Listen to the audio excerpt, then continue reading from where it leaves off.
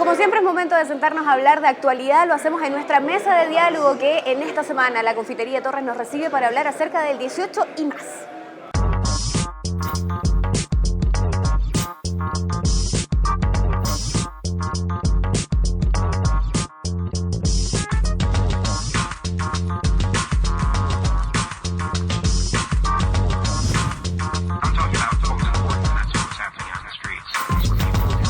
Estamos con Rodrigo Delgado, psicólogo, alcalde de Estación Central y preside la Comisión de Transporte de la Asociación Chilena de Municipalidades. También nos acompaña Luis de Grant, ingeniero civil, académico de la Universidad Diego Portales y experto en temas de tránsito. Bien, nos instalamos en esta mesa de diálogo, como siempre desde la Confitería Torres, ya los hemos conocido, pero les damos nuevamente la bienvenida a Rodrigo Delgado, alcalde de Estación Central, que está con nosotros, y Luis de Grant, ingeniero en transportes y también decano de la Facultad de Ingeniería de la UDP. Estamos viviendo el fin de semana del 18 de septiembre y es uno de los puntos más complicados cuando tenemos que hablar del tema del tránsito. Esta vez, usted que nos está viendo a través del sitio del mostrador.tv, no vamos a hablar de las tradiciones 18eras ni de cómo preparar el mejor asado. Vamos a hablar de otros temas que tal vez es el lado negativo de estas fiestas y en general es algo de lo que siempre tenemos que tener bastante cuidado. De hecho, hay una campaña ahora recién lanzada, el Cuídate este 18. Luis, cuéntanos un poco el panorama en general que se establece para estas fechas en cuanto a la precaución y a la frente al año anterior. Sí, es sorprendente lo que ocurre estos fines de semana largos, tanto para el 18 como para el Año Nuevo. La cantidad de muertos que hay es altísima. Si tú sumas todos los fallecidos durante el año por accidentes de tránsito, por poner un número contingente, es 20 veces el número que falleció en el accidente del Casa 202 en Juan Fernández. Entonces, y pese a ese gran número, las autoridades tradicionalmente no le han dado la importancia que tiene la seguridad vial. Yo creo que la nueva campaña que está impulsando el gobierno, la campaña probablemente impulsada por el ministro Pedro Pablo Errázuriz, yo creo que es bastante efectiva, bastante conmovedora. Yo creo que logra llegar a la gente para que tome conciencia de la importancia que tiene manejar en forma responsable. Estación Central es un punto clave. Es el lugar desde donde además la gente se moviliza hacia regiones, donde ocurren muchas cosas. ¿Qué precauciones han tomado en particular o en términos de campaña ustedes como municipalidad frente a estas fiestas? Bueno, en este fin de semana largo, de 18, están saliendo y entrando por la comuna de Estación Central más de 1 millón de pasajeros, lo cual obviamente supone todo un desafío. Porque no solamente cuando la gente toma el bus y parte al destino, sino que también hay toda una logística desde que la persona sale de su casa. Tiene que llegar a la estación, tiene que llegar en metro, en micro, o en taxi, o en vehículos particulares. Por lo tanto, supone también un atochamiento en el sector. Y obviamente nosotros tenemos un plan que se activa en estas fechas de orden de seguridad para el pasajero, pero también de la congestión que se provoca, obviamente, en la intermediación de los terminales. Por lo tanto, se activa un plan con carabineros para proteger al viajero que viene camino al terminal, pero también un plan para que los buses salgan de la forma más expedita también hacia las distintas carreteras. ¿Qué podemos hacer nosotros finalmente para terminar con tanto accidente de tránsito que hay y con estas cifras tan alarmantes? Y lo pregunto en particular con el tema de las campañas y de la educación vial que se hace a través de los medios masivos, sobre todo de la televisión, que es de los que tiene mayor penetración. Cuando vemos imágenes de alto impacto parece que son las que efectivamente causan un mayor, cambio en la ciudadanía. ¿Existe ese cambio en la ciudadanía a raíz de ver realmente una campaña de tránsito? Yo creo que sí, yo creo que hay un impacto. Esta última campaña yo creo que sí va a generar efecto. El problema es que es un efecto temporal nomás, después desaparece. Yo creo que se requiere una educación previa, se requiere incorporar la cultura de educación al conducir, educación vial en los colegios desde chicos. O sea, no solo es un tema contingente de las campañas, y también la entrega, por ejemplo, de la licencia de conducir tiene que hacerse en forma mucho más rigurosa, mucho más responsable, y además tienes que modificar algunas normativas de tránsito asociadas, por ejemplo, a las velocidades máximas, al diseño en la construcción de autopistas y de arterias importantes. Es decir, se requiere una carpeta entera de proyectos que hay que impulsar ya para lograr reducir de manera efectiva en algunos años más los altos índices de accidentabilidad que tenemos. ¿Podemos ahondar un poco más en el tema de los límites de velocidad, sobre todo cuando uno considera que, y bueno, es una discusión bastante común, ¿no? Los automóviles cada vez nos permiten andar a mayor velocidad, en otras partes del mundo también hay límites de velocidad distintos a los que tenemos nosotros. ¿Cómo está eso en Chile? ¿Estamos de acuerdo a los tiempos y a lo que corresponden los estándares internacionales?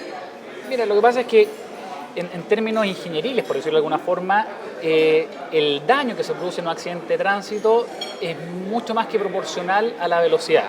Es un tema de energía cinética y la fórmula es, por decirlo al cuadrado. Es decir, Y por cierto, también cada vehículo tiene normas de seguridad distintas. Exacto, exacto. Entonces, si tú duplicas la velocidad, el daño de ese accidente ya es 4 veces más. Entonces, superar los 100 kilómetros por hora, el daño que se produce de pasar de 100 a 110, ya es mucho más fuerte que el daño que se produce de 10 a 20. Entonces, en ese contexto, las velocidades máximas son bastante sensibles en el daño que generan.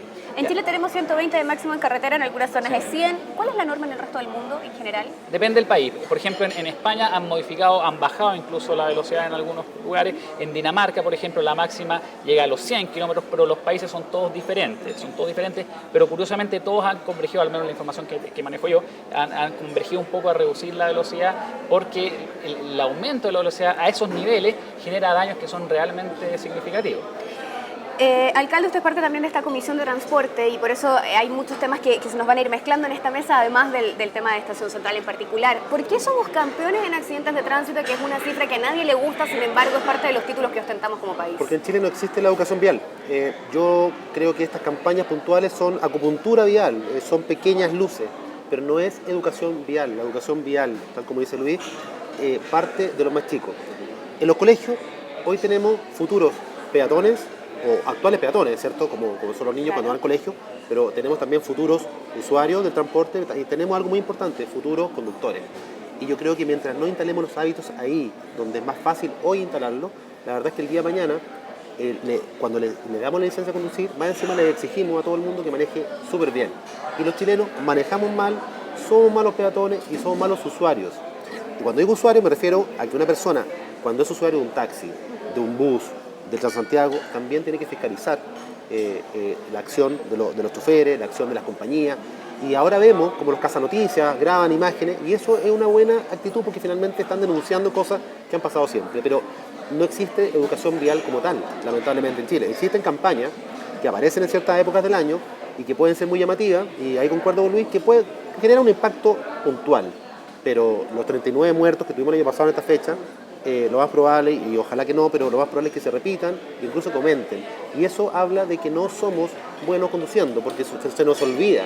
La campaña genera impacto en el minuto, pero después se nos olvida cómo manejar. Entonces, hay que instalar los hábitos de responsabilidad vial o de inteligencia vial, como se está también diciendo en otros países, desde los más chicos, porque es ahí donde es más fácil instalar los hábitos. ¿Y existe algún plan piloto, por ejemplo, frente a eso para incorporar al sistema educativo esta educación vial? Por ejemplo, en Estados Unidos las licencias de conducir se entregan a los 16 años y hay muchos colegios que tienen incorporados clases para obtener esa licencia en los mismos establecimientos educacionales. Como comisión de transporte lo hemos pedido varias veces.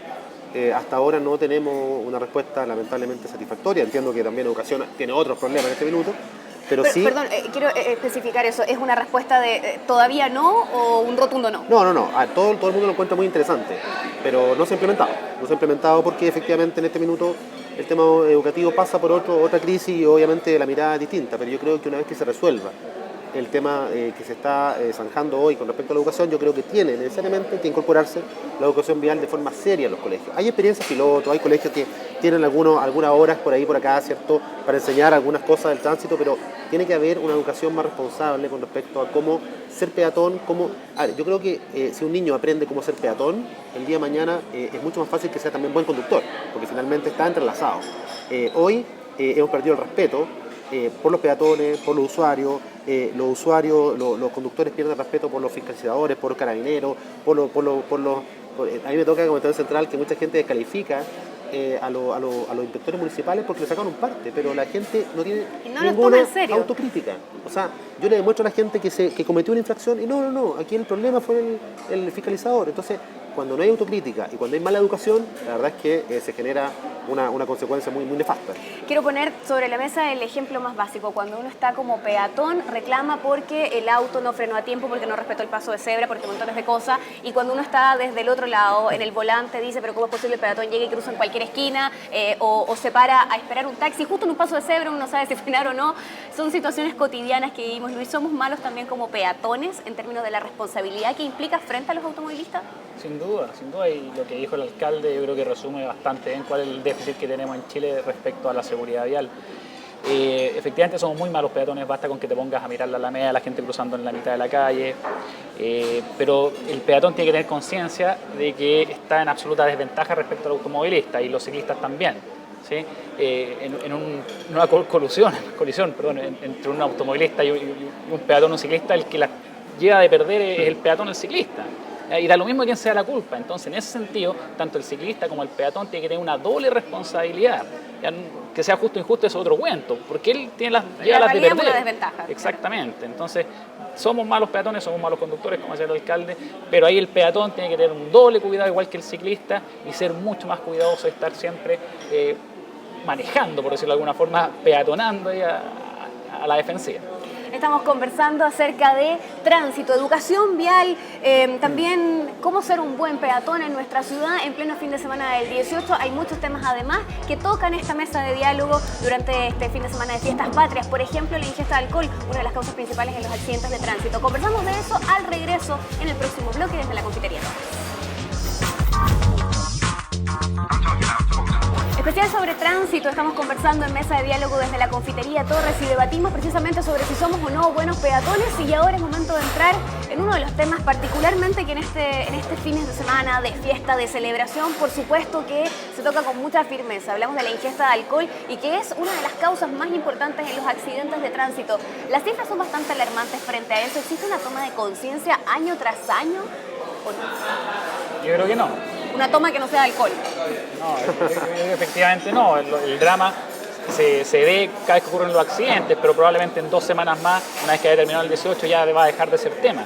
Y por eso yo creo que para resolver en forma radical el tema de accidentabilidad, de seguridad vial, como decía el alcalde, se requieren generar hábitos. Y los hábitos parten en el colegio, parten en el kindergarten, por decirlo de alguna forma.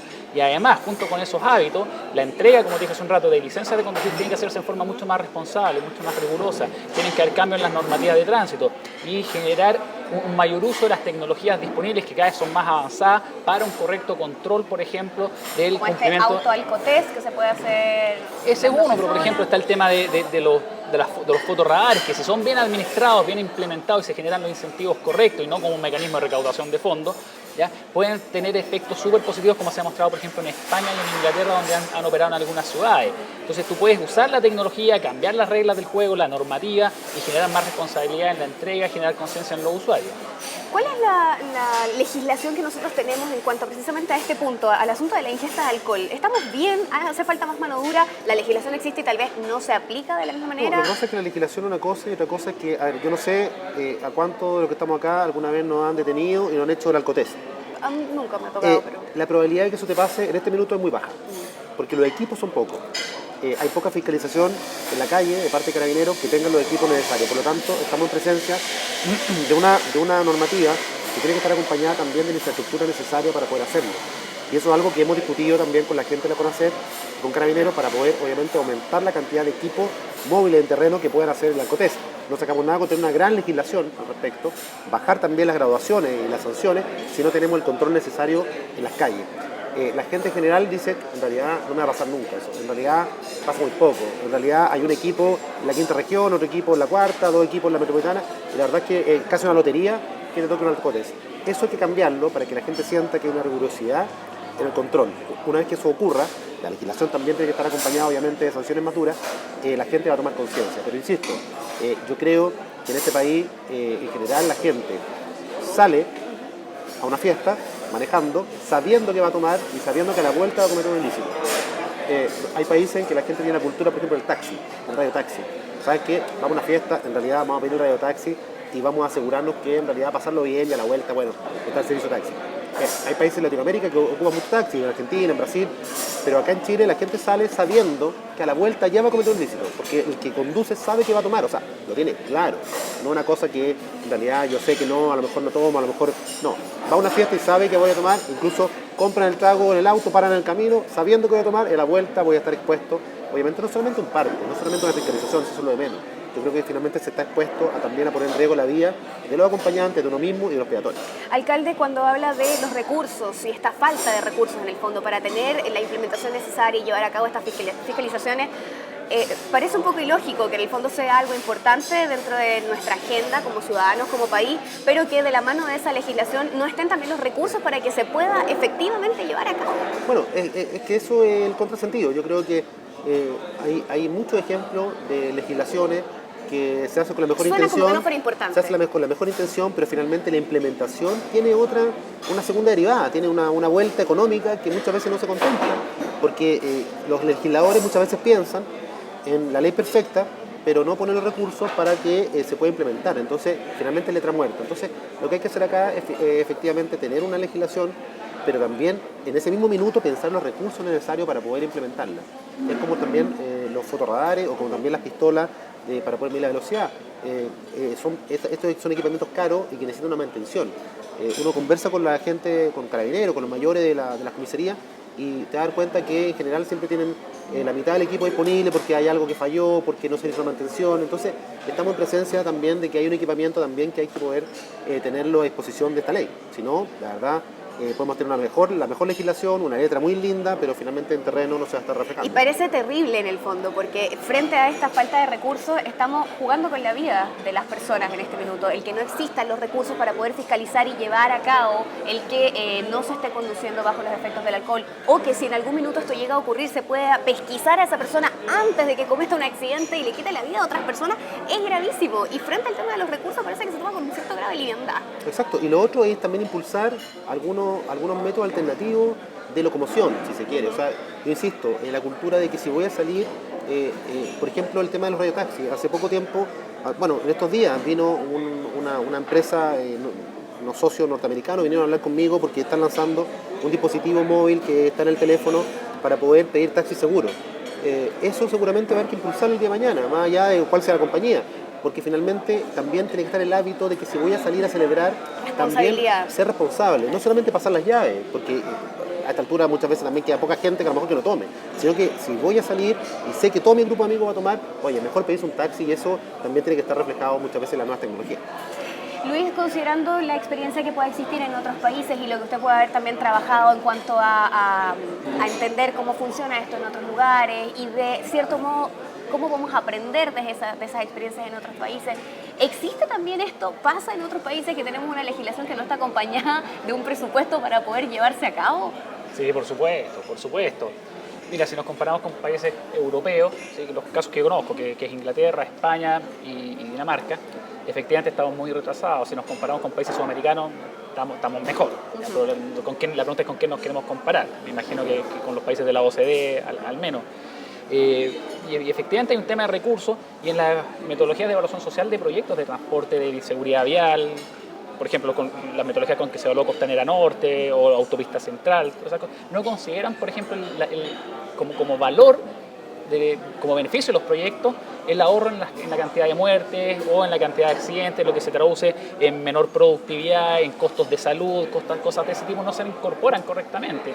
Y por lo tanto, muchas veces mejoras adicionales en términos de seguridad no se implementan. Tú ves, por ejemplo, en las autopistas, la norte-sur, por ejemplo, la ruta 5, que no hay un continuo bandejón de separación que permita contener el cruce de camiones o los buses o los autos livianos incluso, y eso tiene un costo adicional, pero no se está incluyendo. ¿Por qué? Porque la metodología no es la correcta para evaluar esos proyectos. Perdón, ¿eso es porque la legislación en este caso no se lo exige a la concesionaria de la autopista? En muchos casos, sí, de hecho, todas las actuales carreteras donde no está esa separación es porque no se lo exigió.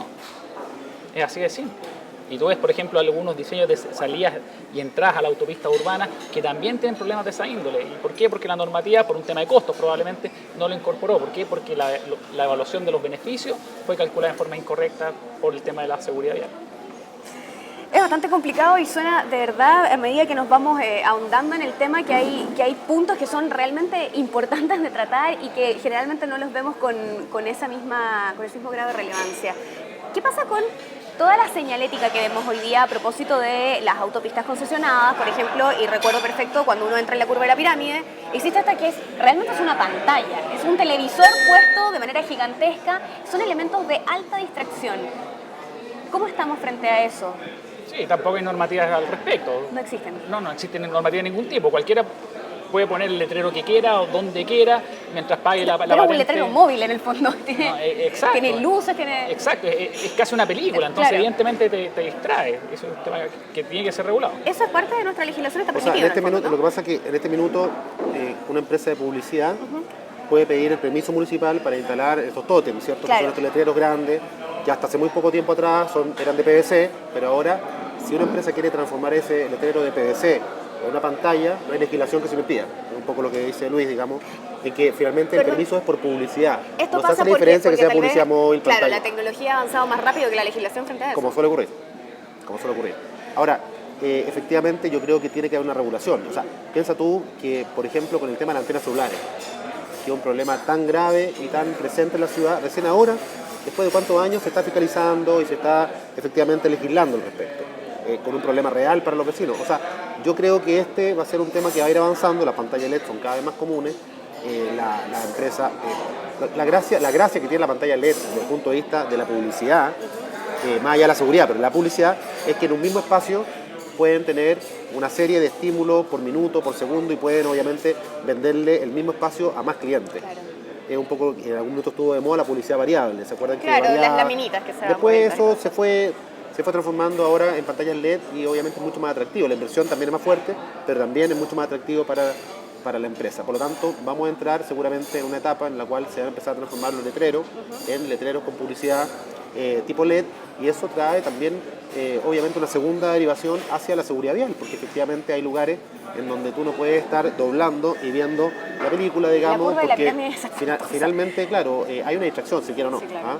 Y hay lugares que a lo mejor, y yo creo que acá en países como Estados Unidos, que uno va de repente y ve pantallas por todos lados, y imagino que hay una normativa de una cercanía, altura, no sé, a lo mejor tú sabes mejor si hay normativa con respecto a la cercanía, por ejemplo, con las pistas. Bueno, yo creo que tenemos que avanzar mucho en esa materia. Y no puede ser que ¿En Estación Central hay pantallas de este tipo? Hay una pantalla por frente a la Alameda. Estación Central, claro. Exactamente. Y bueno, ahí hemos tratado de que la luminosidad por lo menos no sea tan fuerte. Al principio había un tema de que era muy luminosa la pantalla y los vecinos y la gente se quejaba y pedimos que se bajara eso, exigimos que se bajara para que generara menos contraste, que fue todo lo que pudimos hacer en algún minuto. ¿Y tuvo buena acogida eso? Sí. ¿Se logró? ¿Fue muy peleado? En el fondo uno pregunta por si existe también del otro lado la voluntad. La empresa entendió que había un problema, trató de regularlo, pero finalmente la legislación nos tiene desprotegidos con respecto a poder exigir mayor cantidad de estándares. Luis, ¿cuál es su opinión frente a esto y precisamente a toda esta cantidad de letreros distractivos, de cantidades de cosas que hay hoy día como factores de riesgo para quienes están al volante?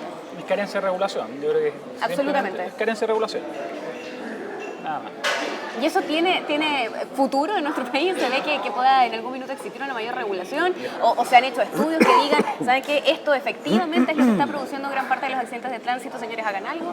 No, lo que pasa es que atribuirle un ítem específico a la ocurrencia o no un accidente de tránsito es demasiado osado, porque son muchísimas las variables que inciden. Descuido del conductor, condiciones de diseño de la carretera, distracciones, como dices tú, o sea, es una variedad muy amplia. Entonces atribuirle específicamente a los letreros es un poco osado, pero efectivamente sí hay estudios que demuestran que en la misma carretera, con el mismo flujo vehicular, con el mismo tipo de vehículo, con el mismo diseño, pero con diferente cantidad de letreros, de estímulos, tienen tasas de accidentabilidad diferentes. Eso se ocurre, pero la verdad es que eso se requiere un cambio que es previo, que es justamente una mayor regulación de este tipo de estímulos y de publicidad. A mí me llama la atención que en Chile todo el tema de tránsito está centrado en carabineros y se le entrega la responsabilidad a ellos en el fondo de velar por la vida de las personas que van también siendo peatones o conductores. Sin embargo, hay otros países donde esto no depende de las policías, sino que está a cargo de otras instituciones.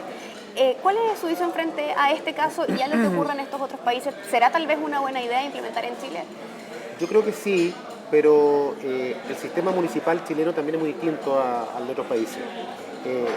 Por ejemplo, la experiencia de México tiene policía de tránsito municipal, pero los municipios en México son estamentos muy fortalecidos en lo económico, en lo institucional, tienen muchas atribuciones. El sistema municipal chileno es muy débil para poder tener tal vez una policía municipal de tránsito, pero sí el sistema de los inspectores es una alternativa que ha sido cuestionada y que incluso hay parlamentarios que han pedido sacarnos esa atribución, lo cual yo encuentro que a todas luces no es el camino. Yo creo que lo que sí hay que hacer es lograr estandarizar hacia arriba, nivelar para arriba, la posibilidad de que los municipios podamos tener cada vez más y mejores inspectores, porque el inspector es una función que muchas veces es cuestionada, muchas veces repudiada, pero finalmente una función, una labor educativa bastante importante. Yo creo que hay que avanzar en ese sentido, pero siento que tiene que haber un cambio más profundo en la legislación municipal chilena, porque hay municipios que definitivamente no tienen la capacidad o no tendrían la capacidad de tener una policía, por ejemplo, de tránsito, como existe en este caso en México. Claro. Pregunto también porque no existe una prefectura de tránsito, sino una sub. Y también le resta valores o le resta importancia. Lo que pasa es que Carabineros muchas veces se ve obviamente sobrepasado en la labor de tránsito. Carabineros siempre se ha cuestionado mucho que tiene mucho personal de orden administrativo, que podría haber más carabineros en las calles y que podría haber una mayor dotación. Y Carabineros siempre, en la relación que tenemos los alcaldes con Carabineros, siempre estamos discutiendo muchos temas de seguridad, pero también de tránsito. Y muchas veces los mayores nos dicen, ¿sabe qué, alcalde? Mire, tengo que optar, o acá o allá, digamos, no tenemos muchas veces la dotación. Y finalmente todo pasa por recursos, y por dotaciones, y por infraestructura, y por vehículos. Pero yo creo que todas aquellas instituciones que puedan sumar para educar, para controlar y para sancionar a los malos conductores, a los conductores temerarios, a las personas que de verdad no respetan nada, yo creo que todo eso es positivo. Pero tiene que haber también una estructura municipal que pueda soportar y sustentar, digamos, desde el punto de vista económico, pero también institucional, para poder tener estamentos un poco más robustos. Yo creo que, lamentablemente, el mundo municipal chileno es demasiado heterogéneo. La realidad de Vitacura no tiene nada que ver con la realidad de un pueblo del sur, o una localidad del norte, o incluso con el Estado central. Por lo tanto, muchas veces cuando se piensan en políticas macro estandarizadas, la verdad es que muchas veces fallan porque la realidad del municipio es muy distinta. Vamos a seguir hablando acerca de tránsito y de cuáles son los riesgos que estamos corriendo. Si usted va a salir en algunos minutos más, va a tomar las llaves de su auto, ojo con lo que puede ocurrir si no tiene claro cuál es su responsabilidad también como conductor o como peatón. Estamos haciendo mesa de diálogo, nos acompaña Luis de Grant, ingeniero que nos ha también explicado algunas cosas de la normativa, y también Rodrigo Delgado, alcalde de Estación Central y parte de la Comisión de Transporte. Regresamos con más. Estamos haciendo mesa de diálogo, nos reunimos como siempre en este clásico desde 1879, existe la Confitería Torres, y hoy, muchos años después, nos recibe para conversar acerca de vialidad, de educación frente a esto y de los choques por alcance. Es lo que quiero preguntarle a Luis, sobre todo considerando que es uno de los principales accidentes de tránsito. ¿Cómo se pueden evitar hoy día? Concentrándose. Lamentablemente existe mucho estímulo dentro de las carreteras, la gente normalmente está desconcentrada o hablando por celular o con otra persona, es decir, muchos automovilistas no tienen conciencia de que mientras conducen su vehículo tienen que estar absolutamente concentrados. Un vehículo ¿Requiere de todos nuestros sentidos manejar? Absolutamente. Lo que pasa es que muchas veces es transparente para nosotros manejar. La verdad es que sentimos manejando como quien camina. Exactamente. Y ese es el problema. ¿Por qué? Porque basta que nos desviemos un poco la mirada para ver un letrero, o para cambiar la radio, o para mirar el celular o conversar con la persona al lado, para que topemos con el auto de adelante. Ese es el principal problema. Entonces necesitamos estar máximamente concentrados. Y una medida que nos permite ver cuán concentrados estamos es si es que en algún momento nos adelanta un vehículo sin que nosotros sepamos que nos iba a adelantar, es porque estamos desconcentrados. Y ahí significa que tenemos que estar alerta y mirando todos los espejos. Recuerdo cuando tomaba las clases para obtener mi licencia de conducir y decían que uno siempre tenía que tener muy claro cuál era la cercanía y qué era lo que estaba ocurriendo alrededor de uno en términos de los autos y de los espacios. Por ejemplo, en caso de tener que hacer una maniobra rápida, saber a cuál de los dos lados puedo moverme y qué sé yo. Sin embargo, es algo que pocas veces yo creo que practicamos cuando estamos al volante. ¿Cómo finalmente podemos instalar en nuestra sociedad la necesidad de que eso ocurra? Hablábamos en otros programas acerca de la educación, de la responsabilidad cívica, de la responsabilidad que tenemos como ciudadanos de votar, de inscribirse, de participar. ¿Y qué pasa con este tema?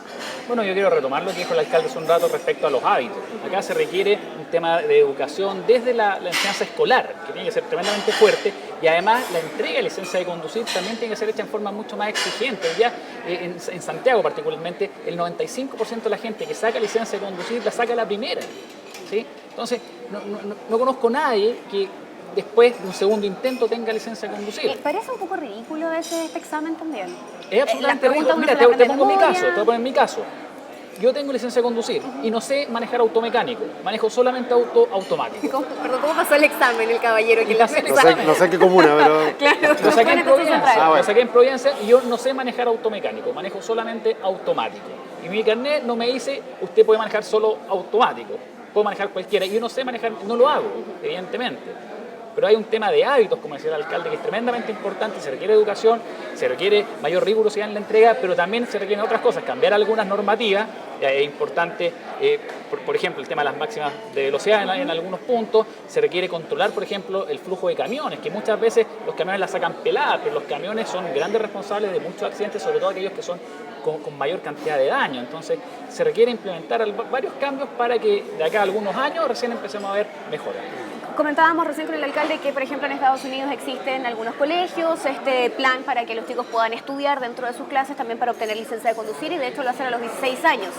Cuando hablamos también de la responsabilidad penal a los 14, de votar a los 18, ¿cuál es la edad en la que una persona debería estar preparada? Me imagino también en términos físicos y de la responsabilidad que eso implica para obtener una licencia de conducir. Yo creo que son las personas tremendamente diferentes. O sea, yo creo que puede haber una persona de 16 años que está absolutamente preparada para manejar y puede haber una persona de 50 años que no está preparada para manejar. Yo creo que el tema no va por la edad necesariamente, sino va por la cultura que tenga esta persona, por los hábitos que tiene para conducir, por la responsabilidad con que se tome esto. O sea, un vehículo mal conducido es un arma de destrucción masiva, y eso es lo que la gente tiene que tener conciencia. Wow, tremenda frase. Gracias. ¿Qué pasa precisamente con este tema de la edad y de esta idea que existió de generar puntos en la licencia de conducir? ¿Se ve que avanza? ¿No? ¿Es una idea? O sea, ¿En qué avanza. quedó? Hace pocos días tuve la visita del director de tránsito de Madrid, una delegación española que estuvo en la municipalidad y querían conocer el sistema in situ de cómo se sacaba la licencia de conducir en Chile. Encontraron que era poco riguroso con respecto, obviamente, al método español, pero que, tal como dice Luis, si nos comparamos con Latinoamérica, estábamos bastante bien. Y hablábamos de una serie de iniciativas que ellos habían tomado como país. Ahí Luis seguramente sabe más en detalle, pero ellos lograron ser del último país en Europa con respecto a accidentes, o sea, el que tenía más accidentes y más muertos en carretera. Lograron liderar ahora el ranking al revés, o sea, estaban bajados considerablemente y en cosa de 10 años lo lograron, 8 años. La verdad es que me contaban su experiencia y uno de los temas era educación vial, licencia por puntos, pero ellos no ven que una solución sea la panacea. Ellos ven que acá tiene que haber una metodología integral, una reestructuración de cómo estamos actuando, y una de las cosas importantes es justamente la entrega de licencia. Efectivamente, la entrega de licencia en Chile está un poco relacionada con lo que te decía. Somos muy heterogéneos como mundo municipal y cada municipio también muchas veces tiene metodología muy distinta, y hay municipios con pocos recursos que tal vez no son tan rigurosos como otros que sí tienen más recursos. Por lo tanto, ahí la idea que estamos trabajando también con la CONACET es generar centros regionales, infraestructuras regionales en donde la gente vaya a dar su examen ahí, digamos, y que se estandariza se centraliza y se estandariza para toda la gente por igual. La fiscalización y obviamente también la posibilidad de dar el examen con pistas para poder hacer las pruebas y también con más rigurosidad a la hora de hacer las preguntas. Por lo tanto, se quiere avanzar, y la licencia por puntos también es una muy buena idea, porque la gente siente que puede perder en algún minuto la licencia, y el solo incentivo inverso de perder la licencia hace que la gente sea más responsable. Amenaza. Eso en teoría, Claro. porque como dice Luis, muchas veces la cultura no acompaña y muchas veces la gente dice, no importa, después lo arreglo, o basta que aparezca en el mercado negro alguien que te arregle el sistema y todo se va abajo. Por lo tanto, hay que ser riguroso, pero no es una sola solución, sino que es la integralidad de todas aquellas soluciones. Alcalde, ¿recuerda cómo fue cuando sacó su licencia de conducir? Sí, me acuerdo. ¿Sabía manejar? Sí. ¿Bien? Me había preparado y fui, claro, automecánico.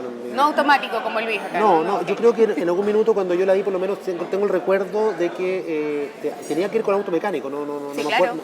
No sé Para en qué poder minuto pasar el examen. Exactamente, así que sí, me acuerdo que di mi vuelta, un poco nervioso obviamente, aparte que fui justo cuando cumplí los 18, entonces quería manejar. Con toda la ansiedad. Quería manejar. Así que sí, tengo buenos recuerdos, pero yo creo que los tiempos también cambian. Un muchacho de 18 años de hace 20 años atrás no tiene nada que ver con el de 20 de ahora, ni con el de 15 de ahora, ni con el de 12 ahora. Ni la tecnología de los automóviles. Por supuesto, por lo tanto, tenemos que ir a la altura de los tiempos. Hoy un niño de 4 o 5 años maneja perfectamente un computador, un celular, y hace 30 años atrás un niño de 5 años estaba recién en otras cosas. Entonces, por lo tanto, también la vida va cambiando, los tiempos se van ajustando y uno también tiene que ir ajustando esos tiempos también a la legislación y a la parte más práctica que hay en las calles. Es precisamente de lo que estamos hablando en esta mesa de diálogo. Les quiero agradecer a ambos por estar junto a nosotros, decirles que efectivamente espacios como este lo que buscan es tratar de contarle a la gente de qué manera podemos arreglar esto, tomar conciencia frente a las normativas de tránsito y tener ojalá un final de este fin de semana largo por fiestas patrias sin las mismas cifras negativas, lamentando muertes como ha sido en otros años. Luis, antes de despedirnos, algunas palabras que quieras dejar perpetuas para nuestro Facebook, nuestro muro de Facebook, en términos precisamente de reflexión frente a este fin de semana y a la responsabilidad como automovilistas. Bueno, yo quiero destacar 4 puntos. El primero es que se requiere más educación vial desde chicos, desde el colegio. Segundo es que se requiere más rigurosidad para la entrega de licencia de conducir, responsabilidad por parte de los usuarios, estar permanentemente concentrados, mayor fiscalización, mayores recursos por parte de las autoridades y finalmente una mayor seriedad en el diseño de las autopistas, que muchas veces eso es lo que atenta en contra de los usuarios. Perfecto. Alcalde, precisamente sobre esto, palabras perpetuas para nuestro muro en Facebook. Bueno, cuando uno sale de su casa, ya sea como peatón, como usuario, como conductor, uno siempre sale con la idea de que no te va a pasar nada, de que uno va a ir y va a volver como si uno fuera invencible, como si uno fuera inmortal.